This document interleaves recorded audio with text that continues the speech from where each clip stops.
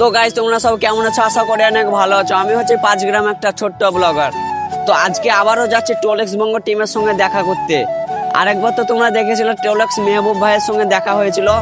এবার আরেকবার আমাকে কমেন্টে বলেছে এবার আসো দেখা হবে তোমার সঙ্গে। তা আবারও তাদের ভালোবাসাতে আমরা আবারও যাচ্ছি। তো দেখা হবে না আমি নিজেও ভেবে পেয়ে না। আর আমরা আছি এখন এরকম একটা লোকেশনে মেহবুব ভাইদের বাড়ির কাছাকাছি।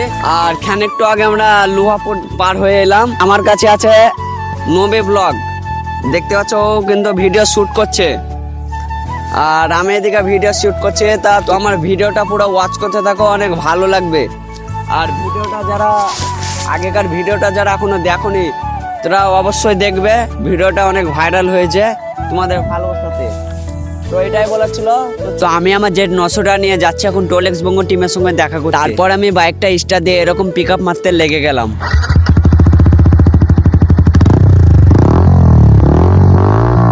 তো গাইজ তোমরা তো জানতে পারছো আমি এখন কচ্ছপের গতিতে যাবো এখন টোলেক্স বঙ্গ টিমের সঙ্গে দেখা। আর এইদিকে কিন্তু নবী ব্লগ ভিডিও শুট করা চালু করে দিয়েছে। তারপরে কিছুক্ষণ বাইক চালার পরে তেলটা শেষ হয়ে যায়, তার জন্য ফটাম করে তেলটা ভরে নিই। আর এখন আমরা কিন্তু ঢুকে গিয়েছি টোলেক্স বঙ্গ টিমদের গ্রামে। তাদের গ্রামের কি নাম আবার সাইনবোর্ডে দেখে। আর পুকুরের ওই পারে কিন্তু ঈদগাহ, আর ওইখান করে তারা ভিডিও শুট করে। ফাইনালি গাইজ চলে এসেছে মেহবুব ভাইদের বাড়ি। তোমরা দেখতে পাচ্ছ কিরকম তাজমহলের মতো বাড়ি তৈরি করেছে তারা। কিন্তু দুঃখের বিষয় আমাদের একটা, কারণ মেহবুব ভাইয়ের মা আমাদেরকে এমন একটা কথা বললো সেটা শোনার পরে আমাদের মনটা অনেক খারাপ হয়ে গেল। কারণ কালকে তারা দীঘা ঘুরতে চলে গিয়েছে, তার জন্য এখন মন খারাপ করে বাড়ি চলে যায়। তোমরা ততক্ষণে একটা ফলো করো।